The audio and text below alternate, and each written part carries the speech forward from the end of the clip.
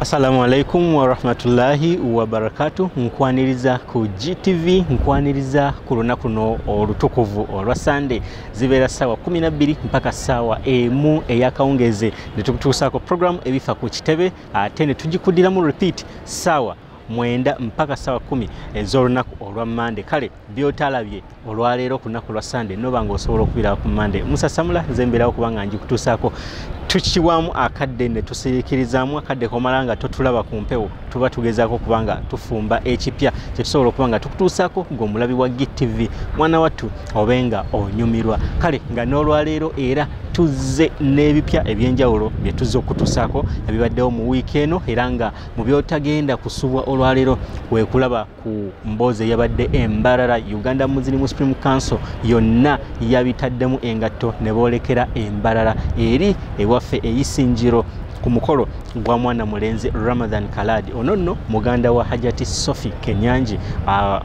akulira abakyala abasiraamu mu Uganda Muslim Supreme Council. Ngenda kubanga nkutuusaako mufti wa Uganda ng'alayiza akakiiko ke tuyita Appointments Committee. Kana akakiiko ke kagenda okubanga katunula mu nsonga zaabo abagenda okubanga baweebwa ebifo ddala osaanidde ebitabo byo biwera oba tebiwera. Kana akakiiko Appointments Committee k'abantu 5 n'abalala abakaleetebwako ne beegattibwako ne bawera abantu 9 ye Appointments Committee. Tugenda kubanga tukutuusaako ebibadde mu Juma y'olwokutaano oluwedde Uganda Muslim Supreme Council ng'eyita mu ssaabawandiisi waayo nga esambajja ebyayogeddwa mu mawulire agamu mu lupapula lw'amawulire olwafulumye nga lulaga nti abasiraamu baavuddeyo ne boogera mafuukuule ne boogerera bubi enkulaakulana eteekebwa wano e Kampala mukadde. Bino nno babiganye ne bagamba nti ebyo bigambo by'abantu abalwanyisa enkulaakulana. Kale n'ebirala bingi bingenda okubanga nkutuusaako wano wennyini. Kaakati gwe tokwata ku remote yo katutambule olugendo lwa mayiro ya ssaawa nnamba mpaka gye tunaggwera. Tovaawo.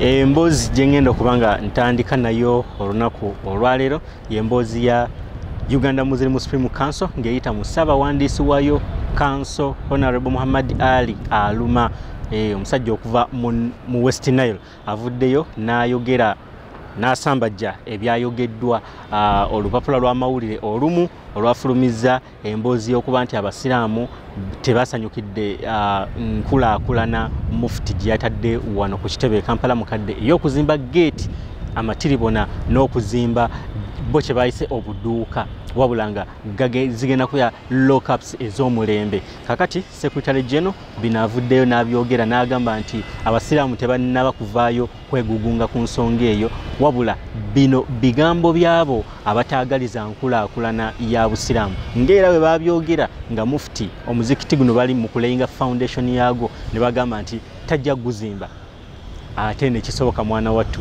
ne bagamba nti nga guwedde ate Gaddafi tajja kujja kuguggulawo. Gaddafi najja n'abantu ab'amaanyi bonna mu nsi yonna ne baggulawo omuzikiti guno. Kale ne kino bagamba nti bigambo babiwulidde ebbanga lyonna tebabigoberera abasiraamu. Kankwe Secretary General ng'ayogera ku mboozi eno. Tovaawo.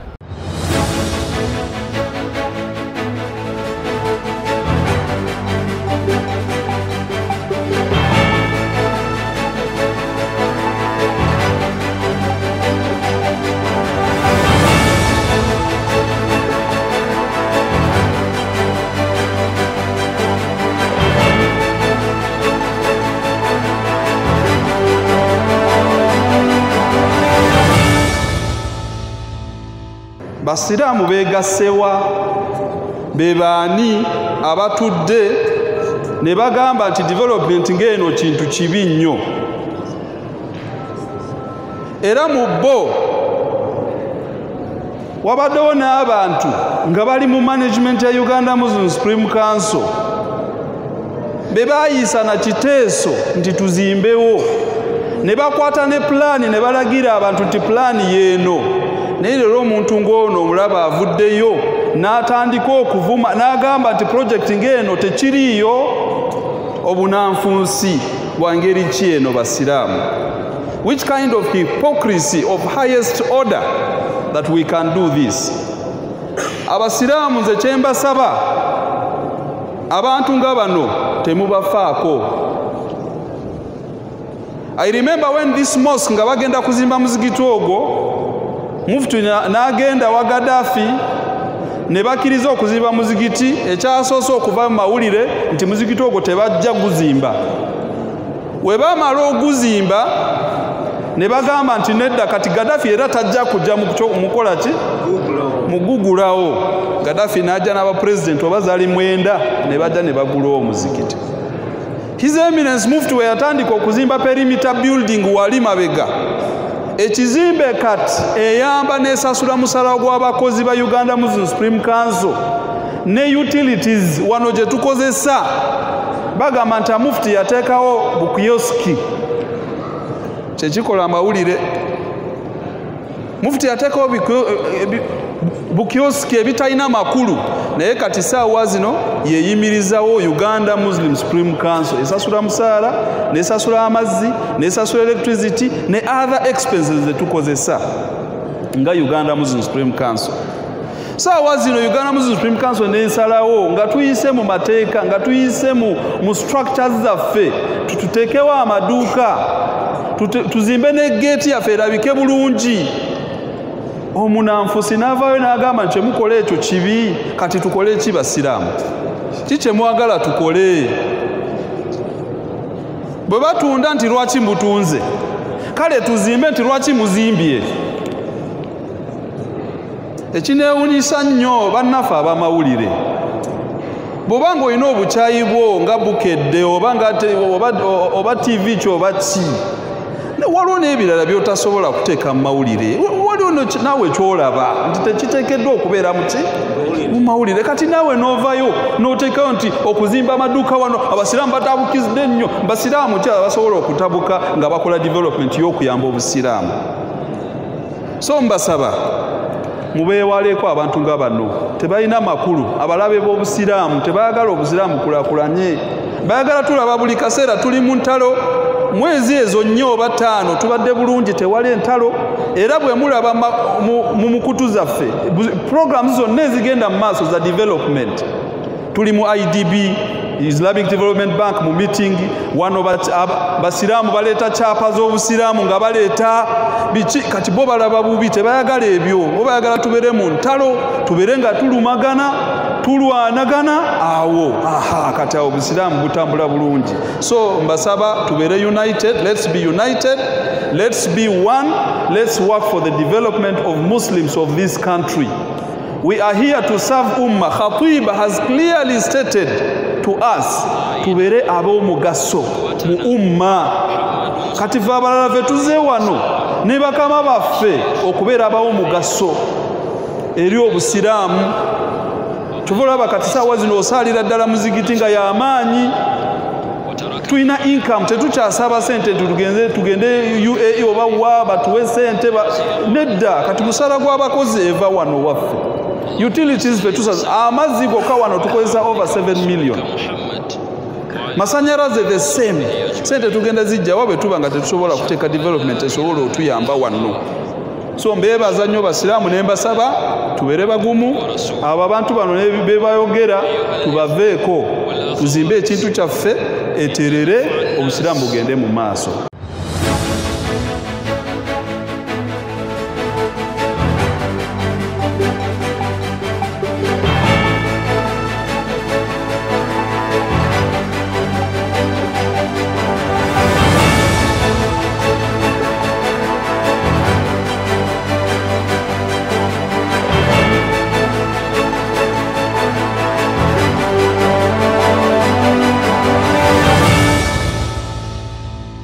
Mufti wa Uganda Sheikh Shaban Ramadhan Mubajje akuutidde abaseeka oba abasiraamu okubanga tebatunula mabega nga bawa ensala yaabwe oba nga bateekawo okulamula okwenjawulo mu mirimu gyabwe gye bakola mu busiraamu.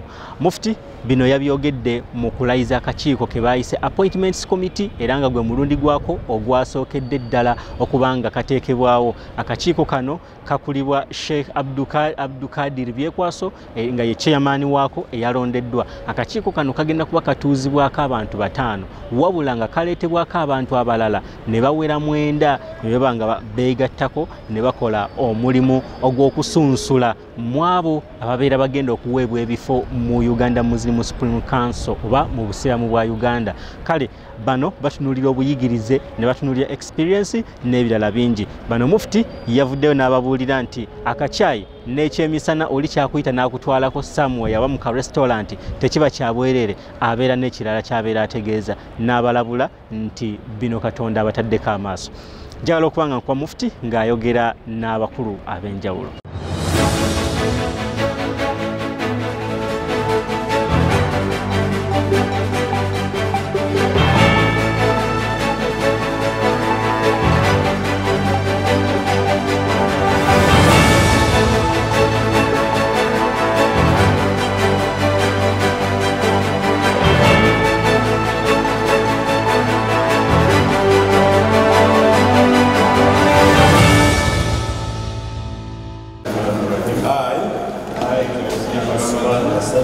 Swear in the name of Almighty Allah. Swear in the name of Allah. Most gracious, the most gracious, most merciful, having been appointed, Appointments Committee member, Uganda Muslim Supreme Council, 2022, 2027, do solemnly affirm, honestly observe, exercise, and preserve the Constitution of Uganda and the country at large, following the teachings of the Holy Quran and the Noble Hadith. So help me Allah. Allahu Akbar, Allahu Akbar, Allahu Akbar. Congratulations. Oath of secrecy. Next week. Bismillahir Rahmanir Rahim. I, Oula Asman Waseme, swear in the name of the Almighty Allah, the most gracious, most merciful, that having been appointed as a member of Appointment Committee of Uganda Muslim Supreme Council 2022 to 2027, do solemnly affirm that I will not directly or indirectly communicate or reveal any matter to any person who shall be brought to my knowledge in discharge of official duties, except as may be required in the discharge of my duties or permitted by the authority. Do so in accordance with the teachings of the Holy Quran and the Noble Hadith. So help me Allah. Allahu Akbar, Allahu Akbar, Allahu Akbar. Thank you. Members of the committee and our guest to this sitting, Madam Sharifa Buzechi, and the Electoral Commission, the chair. Assalamu alaikum wa rahmatullahi wa barakatuh. I don't have much to say. Last time I had something to tell you, but in brief, is to congratulate you. This is the first time we are putting in place an independent appointments and disciplinary committee of Uganda Muslim Supreme Council. See,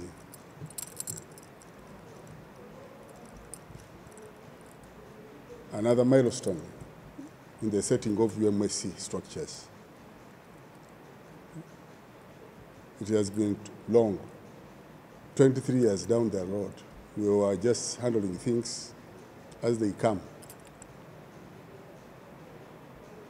But we didn't have systems working, systems in place. with the coming into effect of the new constitution, a lot is expected to change for the better of this institution, inshallah ta'ala. That we have competent and able structures from the grassroots up to the national, and also systems are in place, one of which is this committee, which is going to regulate those who are supposed to work for the council, those who cannot, who do not meet the required standards, and those who need to be disciplined in case they are not living up to the expectation. So this is you now in place. It is not a simple task. It has got challenges, it has got temptations, because now rumors circulating out. You have more than 20 applications. You are going to screen. Now you will have many friends taking you to lunch, cup of coffee. They will be taking you. But as the saying goes that there is no free lunch. It is not for free. If somebody says, let's have lunch, it's not a free lunch. So why was it necessary that there should be a sheikh? You ask yourselves, why is it among the terms of the membership, the requirements that one of whom must be who? Sheikh. So if you are a sheikh and you happen to be on this committee, then you are answerable. In case you don't tell the committee that this is halal, this is haram. So please be very careful, because some members may not know that here there is a question mark. You tell them, Dama yuribuka, ilama yuribuka. Leave whatever you have doubt in. Go to something where you are comfortable with your mind. But where you doubt, leave it.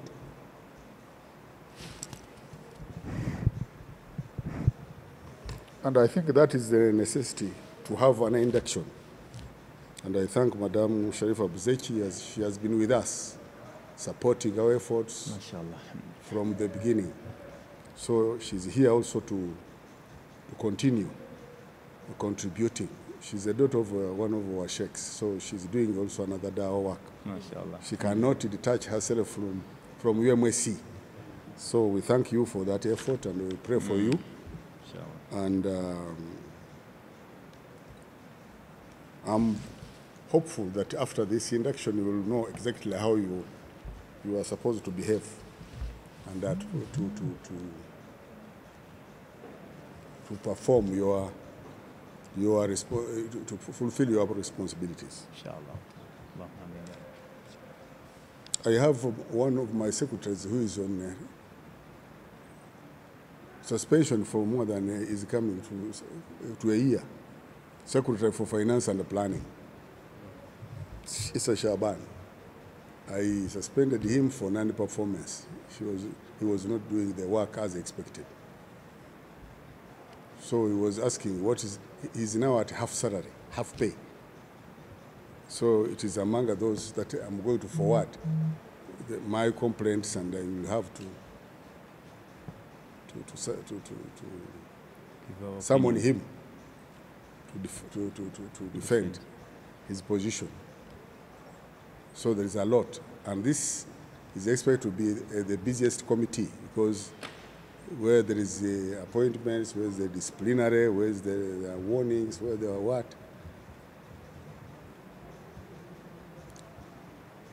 There is where you are going to be independent in decision making, and there is where you are going to recommend for necessary action to the appointing authority, to your appointing authority.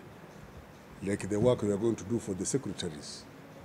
You are not the final people, but you screen and then recommend, forward with the recommendations for final decision to be taken by the executive committee, because it is the one in charge. The joint session. For the work of secretaries, the joint session. So, without wasting time, you have a lot. And Madam Buzechi has got a package for you. Mashallah. So let me wish you all the success in this work. Mashallah. And I pray that Allah guides you throughout, inshallah. Sallallahu alaihi wasallam. Assalamu alaikum. Alhamdulillah, wassalatu wassalamu ala rasulillah wa ala alihi wa sahbihi ajma'in. Amanya bampita byekwaso Burhan Abdul Qadir, Honorable Member of General Assembly, Luka District, Luka Muslim District. Eranga ndi Chairman wa Independent Appointment and Disciplinary Committee. Olwaleero tubadde n'okulayira kwa members ba committee eyo abawerera ddala 9 kuba gye buvuddeko olwokubiri twalayira nga tuli 6. Olwaleero abasatu balayidde, kitegeeza nti tujjuza akakiiko. Tumaze okulayira era ne tutandikirawo emirimu nga omulimu ogusookedde ddala tuli mu induction to inviting the instructor okuva mu Ministry of Local Government Commissioner Hajat Sharifa Buzechi okujja okutubulira tukola tutya emirimu gya Electoral Commission, Appointment Committee.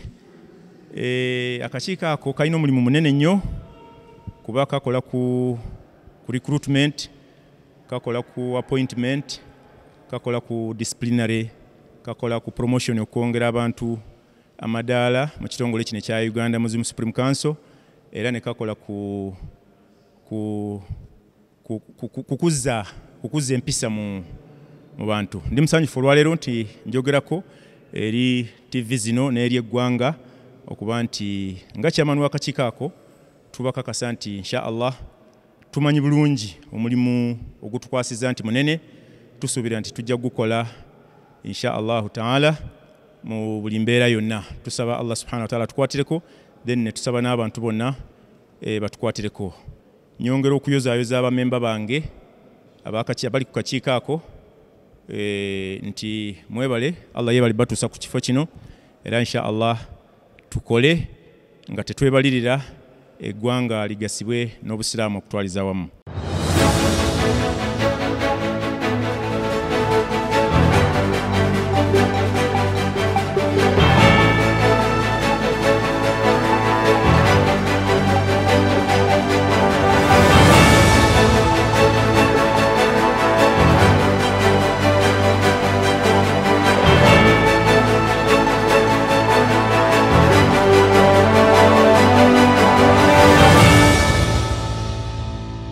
Njagala okubanga nkutuusaako emboozi endala mu budde nga bututwala. Emboozi njagala okubanga nkutuusaako ye y'abakyala abaleetebwa mu Constitution eya Uganda Muslim Supreme Council. Bano nno abakyala 10 baleetebwa okubanga batuula mu General Assembly y'obusiraamu bwa Uganda. Kakati wiiki eno basisinkanye okubanga batunulamu ku balabe wawe batuuse oluvannyuma lw'okuba nti bagenda kubanga baweza omwaka mulamba nga balondeddwa. Wano mufti wa Uganda olukiiko luno yalwetabyemu, Secretary General yalubaddemu, n'abakyala ab'enjawulo abalondebwa balubaddemu. Nga wano mufti bwe yasinzidde n'asaba abakyala ne yeebaza omukyala abakulira oba nantebe waabwe Hajati Sofia okuba nti abeerawo mu mirimu gy'obusiraamu gyonna nga talinze kusooka kumunyigira kasimu. Ne yeebaza n'abakyala bano emirimu gye bakola ku regioni zaabwe. Mufti n'asiima n'agamba nti kituufu regioni zaaziraba zitambula, abakyala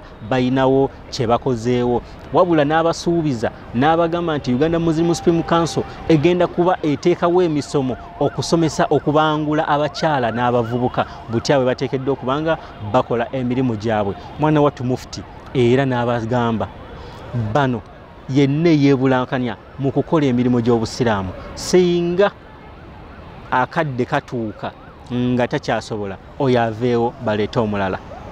Bangi ababanga tebatuula mu meeting ng'era wano abamu kuba tasobodde kubeerawo nga mwana wattu tebasindisa ensonga lwaki tebasobodde. Mufti yabagambye nti Constitution oba ssemateeka w'obusiraamu wabanga alagira meeting 3 n'aziwezaako nga tatuula, oyo ayitaawo omulala ajjaweereza obusiraamu. Kale ate ye Secretary General wa Uganda Muslim Supreme Council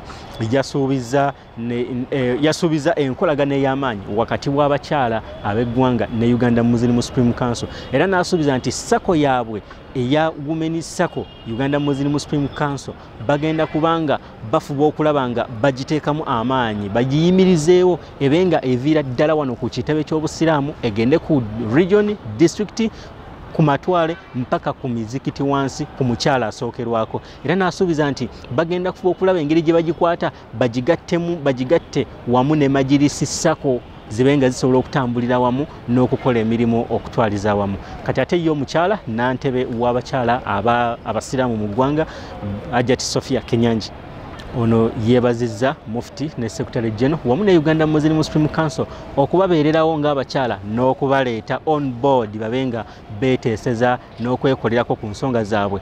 Sophie bw'atyo era n'atutegeeza ku ebyo bye basuubira okukola omuli kye tuyita inauguration oba okukola kwegamba okutongoza abakyala bano ne kanso zaabwe ku madistrict ne ku regions ezikola eggwanga lyonna.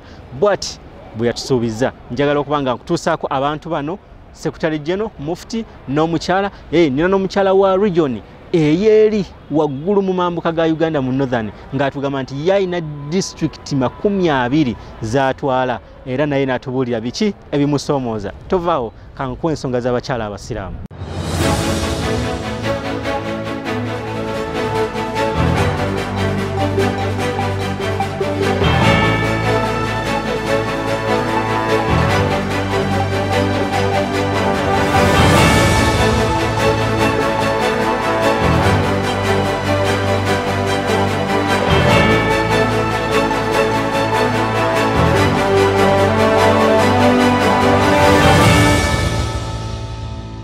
Bismillah wa salatu wa salamu ala ashrafil mursalin salawatullah wa salamu alayhi wa ala alihi wa sallam amma ba'd. I thank Allah subhanahu wa ta'ala that today we are here, we are having meeting for the Women Council chaired by the chairperson of the Women Council, that is none other than Sophia Kenyanji. The meeting is moving on so well, alhamdulillah, and majorly some of the issues that came out of the circle, out of the meeting is the issue of the circle, the Women's Circle, which is going to be opened officially. And as Uganda Muslim Supreme Council, we are seeing how best we can support the Women's Circle through our structures and making sure that the women from grassroots, from our mosques, to benefit out of the programs. And it is very easy to go through the circle to make sure that the women benefit out of the programs through those who are having small businesses and those who are in farming and those who wants to do some other kind of activities that will support them financially. So through the circle it will be the easiest way of handling them. Now we are having Majlis Circle, which will be the mother circle, which will be the main circle that will combine all other circles to be under it, whereby we shall have one software to build up to the rest of the circles so that we can coordinate and work together to make sure that we give support to our people all over the country. Now the Majlis Circle is mother. It will have all categories of people, women, youth, elders and men and the rest, and even institutions, organizations. But specifically for the women, we shall have the Women's Circle that will work on empowering the women throughout the country. Seminars z'okweyigiriza ku byenkulaakulana gye bayita financial literacy, kati ebyo bye tubaddeko wano nga tulaba tutambudde tutya ku nkulaakulana eyo, tutambudde ne gye tulaga. Kati waliwo Women Circle, National Muslim Women Circle eriwo wano y'abakyala egenda kuva ku national ate edde mu regions, nti abakyala bonna aba regions basobole okusevinga nga tuva waggulu nga tudda wansi mu districts ne grassroots level, tulabe nti abakyala baffe tusevinga akasente akanaatuyamba omukwekulaakulanya. Era tulina mu byanjigiriza kulaba nti abaana baffe tubayigiriza obusiraamu, bamanye eddiini yaabwe, abakyala bamanye eddiini yaabwe, tulabe nti tukolera buli kintu kyonna mu layini y'obusiraamu, tukola emirimu egiri halali ate nga tugifunamu ne ku ssente. Tuyina kye tuyita Muslim Women Policy gye tugenda okukwatako ate tugitambuze tulabe ntufuna consultative meetings okulaba nti abakyala tuvaayo ne dokumenti oba ekiwandiiko ekitutambuza mu ddiini yaffe ey'obusiraamu Uganda Muslim Women Policy. Tuyina Women in Education nti districts zonna oba regions zonna twagala tuzinducting tumale tuzinogulating zitandike okubeera nga zikola emirimu ate ng'emirimu gino bagikolera wamu ne ba partners. Inauguration basically ya identifying okulaga nti council, the presence of the Women Council weri, is it observed, is it there? Yes. We tumaliriza tulabe nti identifying partners, different partners abasobola okukwatagana naffe, tulabe nti tukolera abakyala abasiraamu ate tukola emirimu mu layini yaffe ey'obusiraamu, tukole emirimu egiri halali nga gituwa ssente ate tulabire amaka gaffe, tulabire abaana baffe wadde obuvunaanyizibwa babuteeka ku basajja naye omukyala naawe bw'obeera n'akasente ko ak'ekikyala wenyumirizaamu nti tomenya emikono ebiri gino Katonda ky'oba olaba yateekawo emikono gino ebiri gibeere nga ginaaza. So twagala tukwataganye tulabe nti tukolera wamu abakyala kubave mu regions, tumanye leadership yaffe ne governance, tumanye nti abakyala ffe abakulembeze abakyala batusuubiramu bingi, abakyala baagala bamanye tulaga wa era meeting eno bye tubadde tubagako tulabe nti tutambuza emirimu gy'obusiraamu wano ku Kitebe ng'abakyala aba Women Council.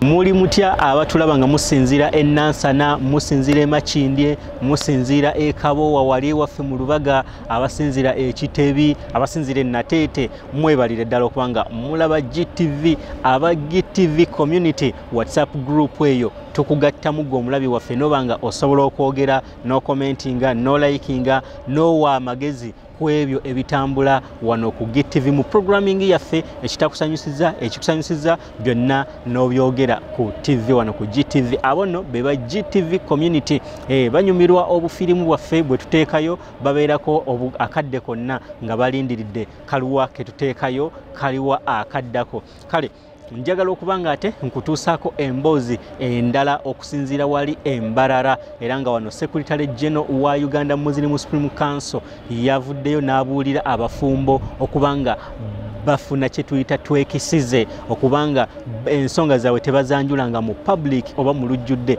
babeereko n'akafo akaabwe mu boogerera ensonga zaabwe babenga bagonjoola ebyo ebitatambudde bulungi. Secretary General bino yabyogeredde wali Embarara eyisinjiro ku mukolo gwa mwana mulenzi Ramadhan Kaladi ono nno nga muganda wa Hajati Sofia Kenyanji n'abakyala wa Uganda Muslim Supreme Council oyabadde ayanjula mukyala we Shamim okuva wali Kashari Mbarara. Twabadde eyo omukolo gwabadde gw'amaanyi nnyo era njagala okubanga nkutuusaako ebyabadde Embarara mwana wattu. Abaana b'Embarara bategeka emikolo, mwebalire ddala.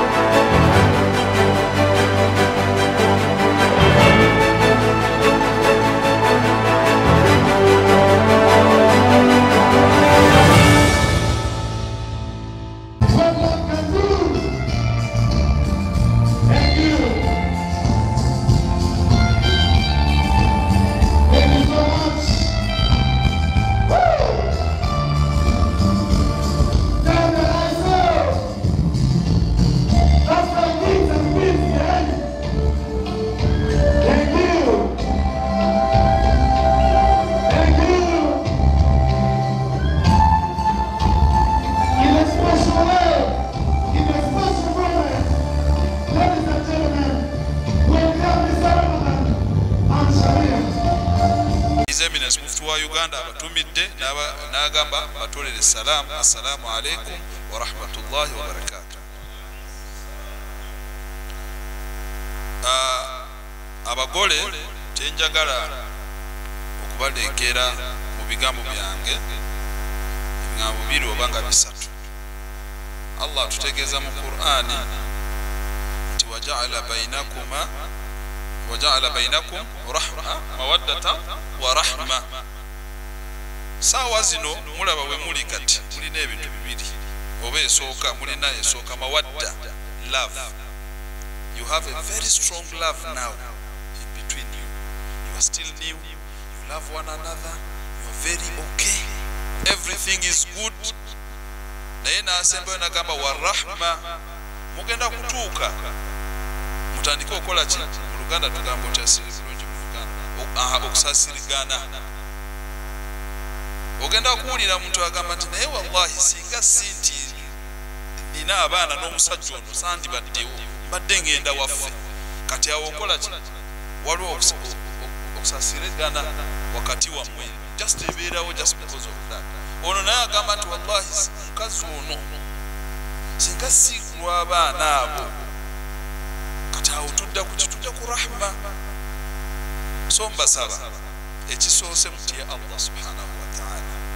Ibada okusala swala 5 haja tompulidde swala omugole omukazi omugole omusajja ibada. Yokubiri mutegeregane wakati wa buli omu. Obufumbo teina formula nga mathematics gyotula n'ogamba nti bw'ogatta kano ne kano ofuna ki. Buli omu olaba muzeeyo ono ne mukazi we babeera myaka n'emyaka nga gye bali, naye formula gye bakozeseza si gye mugenda okozesa. Formula yammwe era ya njawulo, era mulina okucreatinga formula eyammwe y'obufumbo obwammwe.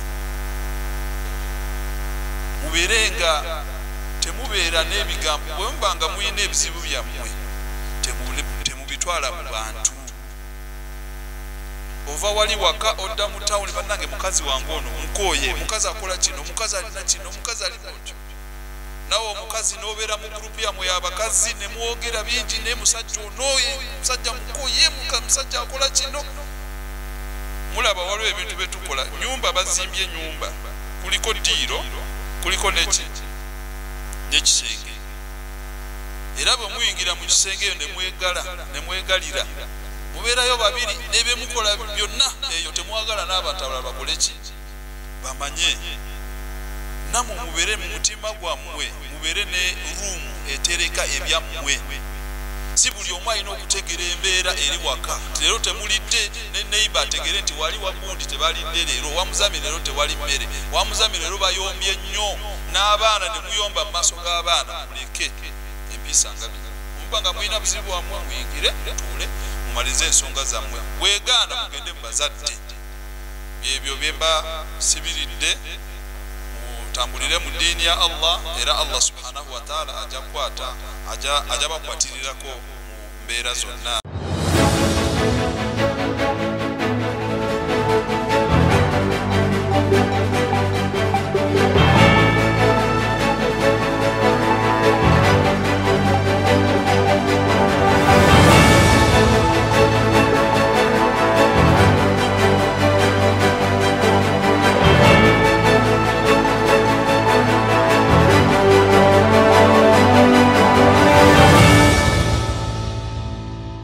Njagala mbe nga ate nkutuusaako emboozi emu.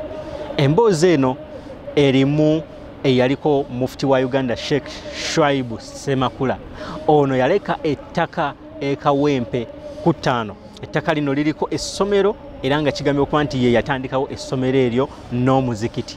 N'ebigendako nga pulaani yonna bwe baayagalanga ebeere. Bino bifuuse kalumanywera eri abantu wamu ne KCCA. Njagala okuba nga nkuleetera emboozi y'abantu bano abava mu famire ya Sheikh Shaibu Semakula nga bakubuulira akawunvu n'akagga ebikwata ku ttaka lino. Mwana wattu ebimu bisamaaliriza. Kale nga n'ab'e Katuumu mwenda n'abasomera ekitosi Katuumu na waliwo awo awalala awo baseeka ye mwasomeranga ennyo nammwe mube nga ate mukkalira ebyammwe nammwe bijja. Kankutwale e Kawempe ewa Sheikh Shaibu Semakula omugenzi.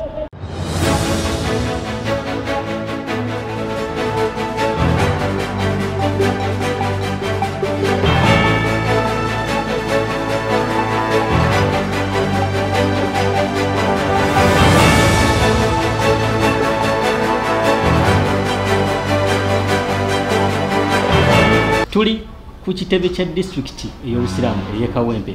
Mwana wattu wano we wali essomero agamu ku masomero amakadde ag'Obusiraamu mu ggwanga erya Uganda ne mu kibuga Kampala okutwaliza wamu. Kakati nno wano era we wali omuzikiti gwe twayogerako kemabegakaawo oguzimbibwa. Twawulirawo ko ku mbeera z'okusika omugwa ezaaliwo, simanyi oba Seeka anabanga azitubuulirako oba weeziri oba zaggwawo oba kati bali bulungi. Anyway, sijja kubanga njogera bingi. Anasooke nyingize Seeka ono mu program atubuulira amannya ge yaani, atubuulire ffe tumulaba ku ddaawa naye ate olwaleero azzengaane. Seeka nsanyusa okulaba program EBIFA ku kitebe GTV. Muusa kuba tulaba tugende mu maaso. Assalamu alaikum wa rahmatullahi wa barakatuh. Wa alaikum salam wa rahmatullahi wa barakatuh. Ali eyo oyinza mweyanjulira otya ekisukka ku kyakulaba ku GTV ebbanga lyonna? Alhamdulillahi wa kafa thumma salatu wassalamu ala Mustafa habibana wa maulana Muhammadu sallallahu alaihi wasallam wa ba'd. Okweyanjula kwange kwalibadde nti kutegeerekeka bulungi nnyo kubanga okulanya mu Busiraamu mwekuli nti olanya nonyonnyola abakuzaala. Omwami omunnamu twali twogeraganya yali musajja Muwarabu. Twali twogeraganya ne muga nti mbuuza erinnya lyo naga nti erinnya balyogera n'ery'omwana naye erinnya balyogera ne taatawo ng'amannya gange nze Ibrahimu Hasani Shuaibu Semakula. Oli wajja bw'alanya embeere bw'alanya bw'ati otegeera gy'abaagudde nti alabika ali mu famire eri ya Seeka Shaibu Semakula mufti eyasooka. Era mbadde nakugamba nti famire eyo neyogerako gitubuulira kubanga fe ab'omulembe guno tuwulira linnya Shaibu Semakula. Era yali musajja musomesa kyekituufu.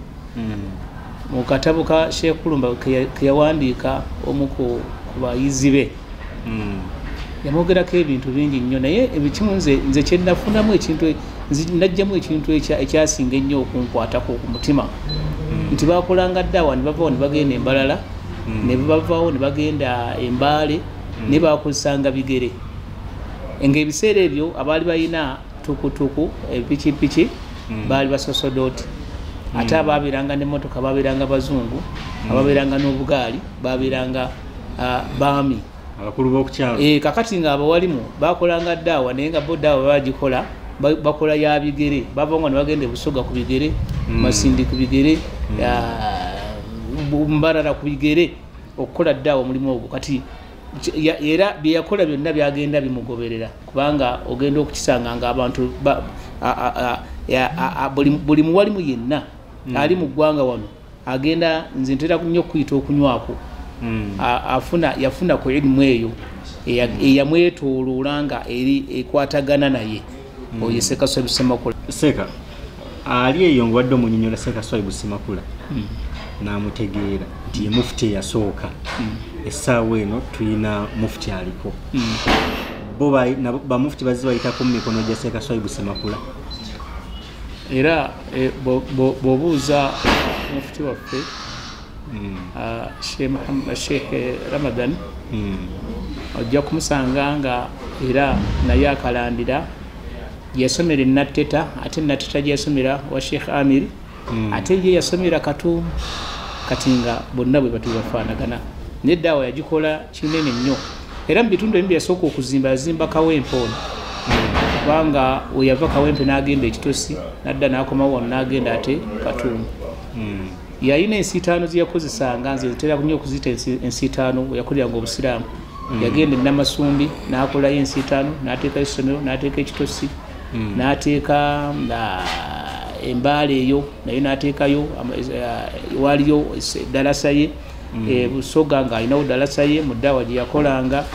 Kati n'abeera ng'omulimu yagukola naye wano ffe kitukwatako kyekituufu nti ebimu kuwafa omuntu byakola ebimukwatako nga byali bikolebwa kitaawe oba jjajjaawe gye gino emirimu gye tuliko egy'okubeera nti twagala ekifo kino kibeere nga kitambula nga kyamulembe. Ekifo kyoyogerako kino kyennyini we tuli kirabiddwako endolite ez'enjawulo mu mawulire mu bantu ab'enjawulo mu bakulembera ekibuga Kampala. Ekifo kyoyogerako kiraga nti kya myaka giyiseeko emabega mu mirembe gy'abaseeka Swaibu Ssemakula.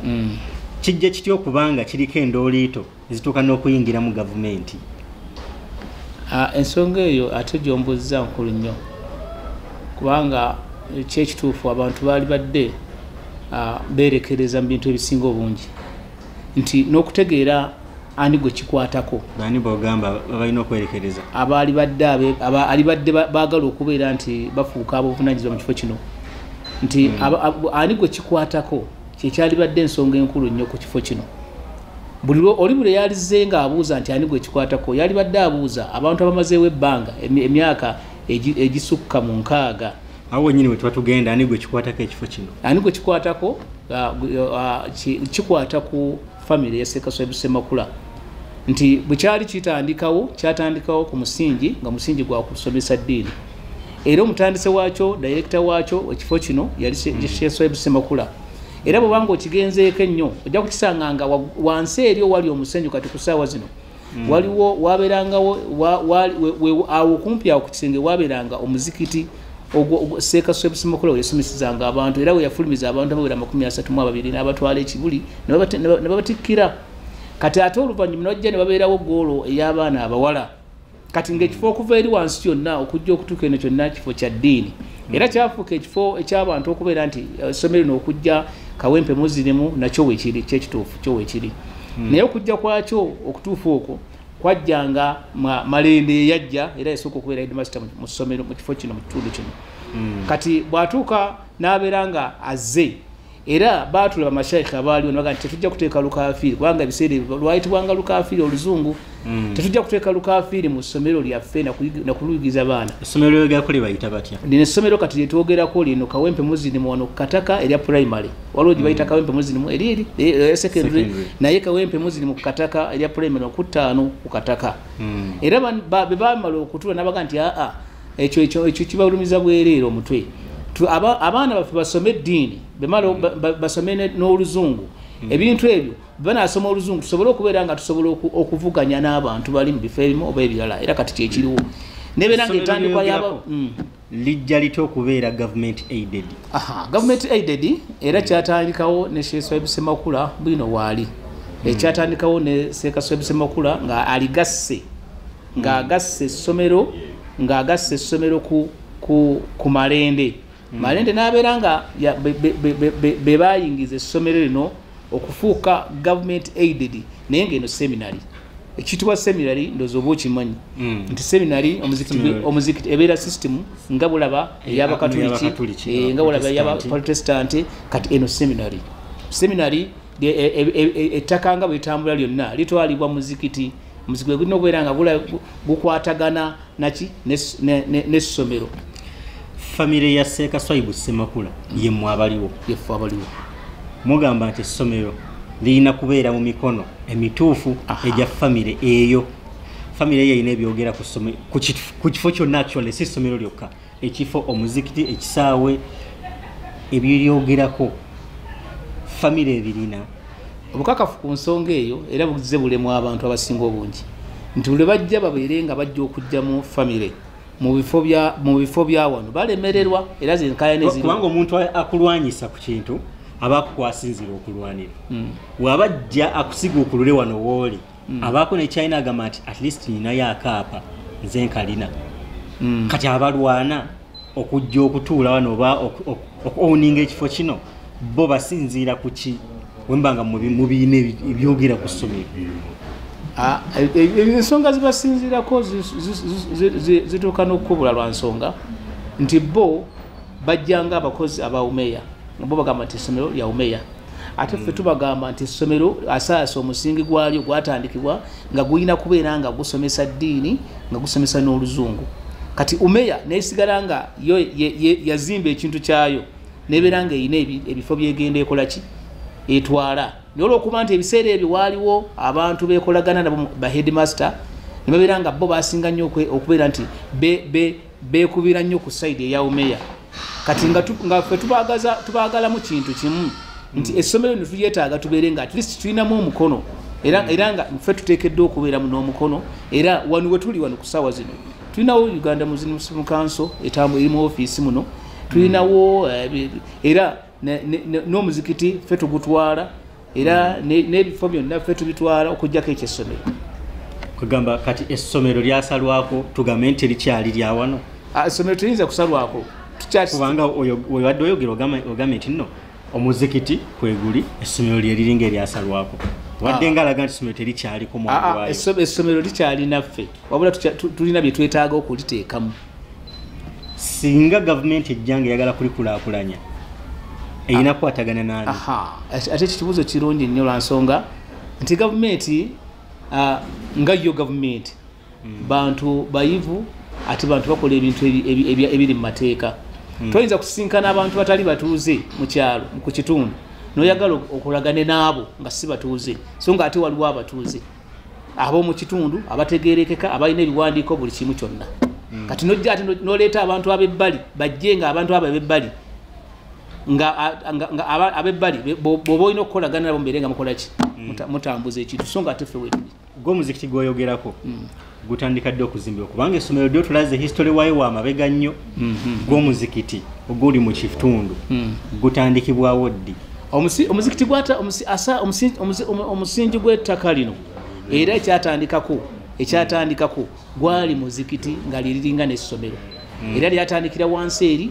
nga muzikiti ng'ate essomero kakati lyatandika mu bifo diri 1928 okutandika okubeera nti abantu basomesezaawo wano n'okubeera nti basaala muzikiti kubanga yali nga ddalasa kakati ku ssaawa zino era tuli mu development ya kuzimba muzikiti ogwo era n'omulanga ngukubira abantu bonna kikyalibadde kirungi nnyo enamba bajja kuziraba ku kipande ezitegeeza omuntu buli kyaba alina kyayagala okwebuuza abeere ng'akyebuuza ku nnamba ezo akuba amasimu kati osobola okukuba ennamba z'essimu eyo ne tukubuulira puroguramu ekwatagana n'okuzimba omuzikiti guno era eriya yonna nga bwetambula tukyasigala nga tukyabanja essomero eryo tukyabanja abantu abali mu ssomero abagamba nti bo balirimu naye nga tubagamba nti essomero eryo tulyetaagamu enkola ey'eddiini kubanga essomero tubadde tubagamba nti balizimbye nga balizimba nga balisomesezaamu abaana nga lyagala kugwa kati mubeerewo okulongoosa baba nga batizeewo okulongoosa kyetwagalamu twagala omusingi guli gwennyini guddemu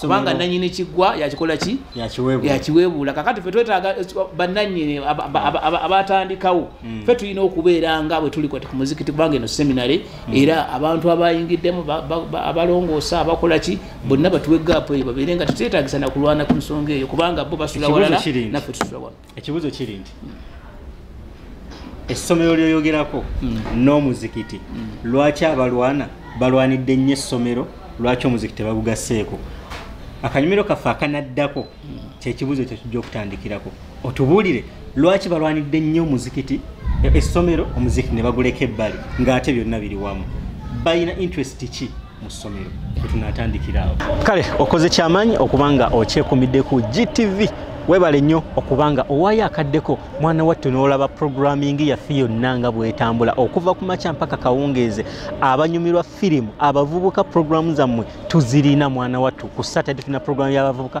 tuyina firimu tuyina music yaffe ow'ekisiramu kale GTV wogivaako oyinza kuddawa njagala okubanga nkusiibulirawo olunaku olwaleero ebiwooma biggwa byokya tujja kuba twongera okutuusaako emboozi y'ekawempe oyongere okubanga ate ogitegeera mwana wattu gwe ng'omusiraamu okozeewo ki okubanga olwanirira ebibyo eby'obusiraamu oba naawe ogenda kuyimirira ogambe nti nno ey'enkulaakulana tetugyagala mwana wattu teri nkulaakulana mbi ekigambo development kitegeeza nkulaakulana teri nkulaakulana mbi buli nkulaakulana eba nnungi emu esinga 0 buli wooyongerako obeera oteekeza step mu maaso njagala okubanga nkusibulirawo mbadde ne Wuma Lusenkai ku kamera tomusubwa mu program abavuka n'obusiramu buli Monday mpaka ku Lwokutaano sawa 10 mpaka sawa 11 ez'akawungeezi. Musa Samula nze mbaddewo ku lwa GTV.